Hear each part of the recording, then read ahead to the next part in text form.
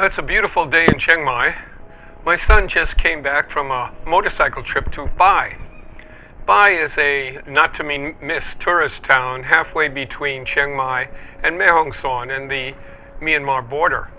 It's in a beautiful valley, a great road paved all the way with 760 switchbacks, so it makes for riding a lot of fun. But I wanted to tell the story of my trip to Bai the first time in 1970.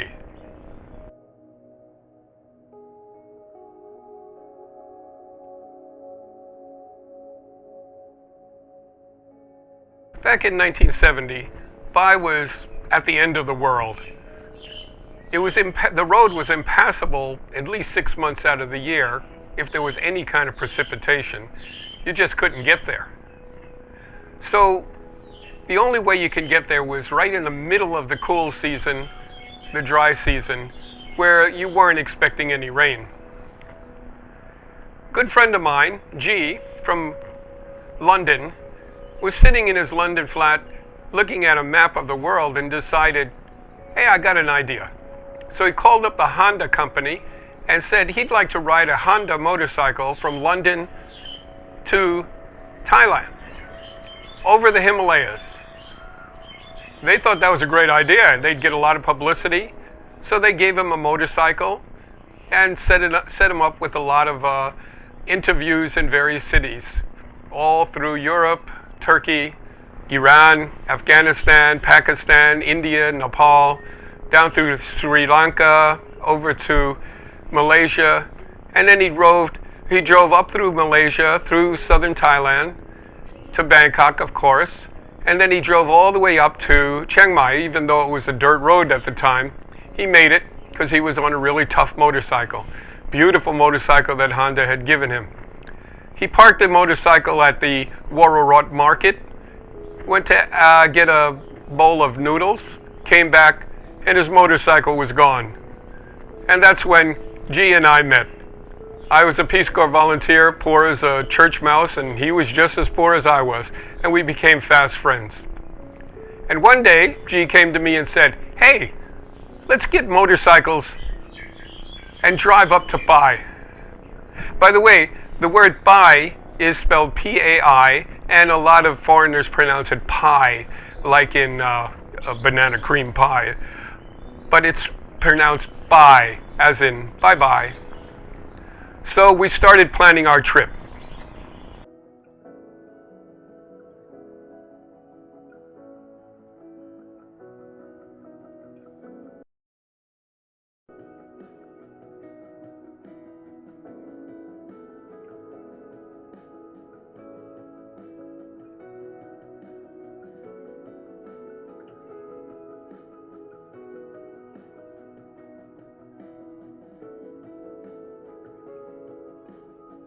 It's gotten a bit chilly here in Chiang Mai. It does that in the cool season. To get back to our story, G had just bought a 90cc Honda, a used one, and I had just upgraded from my Honda 50cc to a Kawasaki 90cc. And I love that motorcycle. There was a problem with it. It was much too powerful for its weight. It was very lightweight, and I could go much faster than I probably should have. So we set out. The turnoff to Bai is about 40 kilometers north of Chiang Mai and on a nice road, and so we had a nice leisurely ride up to the Bai turnoff, and for a few kilometers the road was still paved. It eventually turned into a gravel road, and G, being a much better motorcycle rider than I was. I mean, the man had just come halfway across the world on a motorcycle. He was way up ahead of me, going a little faster than I was comfortable with. But we hit a straight patch, and I thought, well, this is my way of catching up to him. I could take this opportunity to catch up to him. So I started going a little faster than I probably should have. And then we came upon a small village, and there was about a 90-degree turn in the village, and I hit it too fast. And I hit a big patch of sand.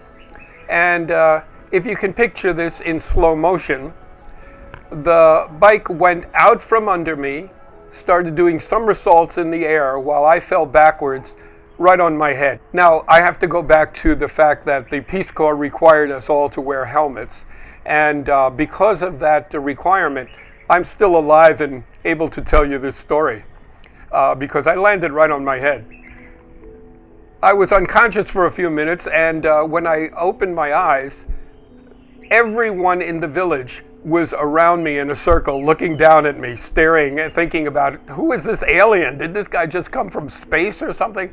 And I looked up, and I had little birds flying around in circles over my head. Today they would call that the concussion protocol, and I would probably have to stay out for a couple of games. But back then we didn't understand what that was. So I got up and staggered around looking for my motorcycle, which had taken to the air and fallen into somebody's garden. But the villagers all were very kind and tried to help me up and make sure I didn't fall down again. And somebody brought over my motorcycle. And what they showed me was that I had broken the clutch handle.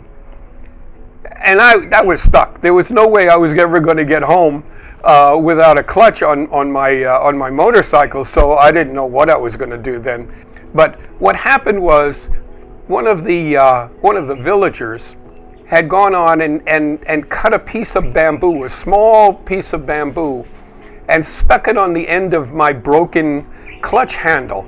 And he wired it in there really tight. And he showed me. He said, "Here, look, you can still use the clutch." In fact, because the bamboo was longer than the normal clutch handle, it was easier to use than the regular clutch. I could do it with like my pinky, I could open the clutch with my pinky. And in fact, for the next 2 years, I kept that piece of bamboo, and I never did get a new clutch handle, because it was so convenient. G found that I was missing, and he turned around and came back, and we got together again. And after a few minutes of sitting down and trying to get my act together, I got back on the motorcycle, and we started off again down the road. By this time, the gravel had turned but dirt. We rode down the road. It was a dirt road now for about a half an hour, but at that point I was getting a little tired and I was getting really dizzy. So I pulled off to the side and I just sat down on the side of the road, basically in the dirt, when I heard a big crash coming right behind me, and the trees were shaking and parting, and all of a sudden this elephant came out from the road. Luckily it wasn't a wild elephant. It had a mahout who was riding it, but he walked right by me and he started going down the road, which for some reason made it start to rain. Now, it hadn't rained for at least 2 or 3 months at this point, and it wasn't supposed to rain right now. But it started to rain, and it started to pour, and I got really kind of bummed out, and I just laid there in the dirt. When a monk walked by me, and he looked down, I looked up at him, and he said, as a Thai greeting, "Bye Nai," which literally means "where are you going?" But it's a greeting. And I told him I was going to Bai, and he shook his head. "Oh, okay, good." And I thought, well, this is a good way I could find out how far we've gone, because I had no idea how far Bai was from where I was, or how far I was from the main road. So I asked him. I said, "How far is Bai from here? How many kilometers?" And he looked at me and said, "I don't know." And I said, "Really?" And he said, "I've never been to Bai." "Oh, okay, yeah, that's understandable."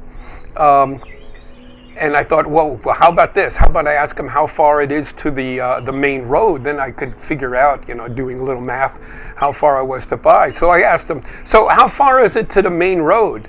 And he looked at me again and he says, "I don't know." "You don't know?" "I've never been there either." So I ran into a monk he's probably still there, meditating, in his little temple, and never have gone anywhere, which was okay. But now I still didn't know how far I was, and it was raining, and I probably shouldn't have been writing, but I said, well, let's keep going and see how far we can get. And it got muddier and muddier, and eventually we got to a switchback, which was about 3 feet of mud. And G, who is the good motorcycle rider, said, well, I'm going to try and get around this. And I looked at him and I thought, there's no way I'm going to be able to do that, but let's see what happens. So he went down to the switchback and he got stuck in the 3 feet of mud, and it took us about an hour to pull him out. That's when we decided that maybe it was best to not go to Pai this time and wait for another time, because it was still pouring rain. So we very slowly started going back toward the main road, which we still didn't have any idea how far away it was. But then it started getting dark. It was the winter like it is now, and it gets dark a little earlier than we had planned for. And we were riding in the dark on the muddy road. The rain started to let up, and it was becoming a clear night, but it was still muddy. And then we saw a strange sight. Walking across the road was this line of young ladies, I mean, probably teenagers, all carrying lanterns and going across. I thought I was like hallucinating at this point, like I had gone to heaven, and these young teenage girls were crossing the road. So G and I said, let's go follow them and see where they're going. Why not? We were in our 20s, and that's what 20-year-olds do, I guess. So we followed them. It turns out they were going to a wedding, or a wedding reception. Really, it was a banquet in the forest. And so we followed them, and an old man saw us, and he called us over. It turned out that he was the father of the bride, and he told us what was going on.